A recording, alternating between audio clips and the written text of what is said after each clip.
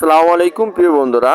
কারেন্টের যেই water pump আছে আর ভ্যানের যেই মোটর আছে দুটো একাত্র কইরা একটা ব্লেন্ডার মেশিন বানাইছি।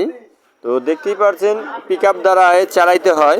এই ব্লেন্ডার মেশিন কিন্তু ব্যাটারিতেও চালাইতে পারবেন, ব্যাটারিতে চালাইতে 4টা ব্যাটারি লাগবে। তো দেখতেই পারছেন অলরেডি ব্যাটারি ছাড়া আমি কিন্তু চার্জার দিয়ে চালাইছি। এই ব্লেন্ডার মেশিন বানানো কিন্তু একদম সহজ। আমার আইডি ভিতর যাবেন, তো আইডি ভিতর গিয়ে দেখবেন একটা 1 ইঞ্চি ওয়াটার পাম্প বানানো আছে, ভ্যানের মোটর দ্বারাই বানাইছি। পানির পাম্পের ভিতর পানি উঠানোর জন্য যেই ফ্যান থাকে ওই ফ্যান ফালাইয়া চাল গুঁড়ি করার জন্য যেই ব্লেড প্রয়োজন ওই ব্লেড আমি নিজেই বানাইছি।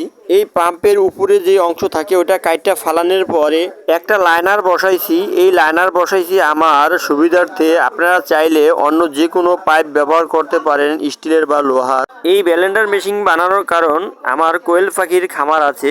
এই খামারে ডিম ফুটাইয়া বাচ্চা বিক্রি করা হয়। বাচ্চা বড় হওয়ার আগ পর্যন্ত খাবার দিতে হয়। বাচ্চা এই গুঁড়া খাবার খায়, একদম পাউডার জাতীয় খাবার, একটু হালকা হালকা কণা থাকবে। আমি যা ভাবছিলাম তার চেয়ে বেশি কিন্তু হইতেছে। ভ্যানের মোটর মোটামুটি অনেক শক্তিশালী, কারণ 10 থেকে 15 মূল মালামাল নিয়ে ব্রিজে অনায়াসে উইটা যেতে পারে। সেই ক্ষেত্রে আপনারাই ভাবুন এখানে কতটুকুই বা লোড পড়ে। এই ব্লেডের নিচে একটা অয়েল সেল আছে, অর্থাৎ পাম্পে যে পানি চেক দেওয়ার জন্য যে অয়েল সেলটা থাকে ওই অয়েল সেল কিন্তু খোলা হয়নি, কারণ তরল জাতীয় ব্লেন্ডার করতে গেলে 100% শিওর মোটরের ভিতর পানি ঢুকবে। সবাই ভালো থাকবেন, আল্লাহ হাফেজ।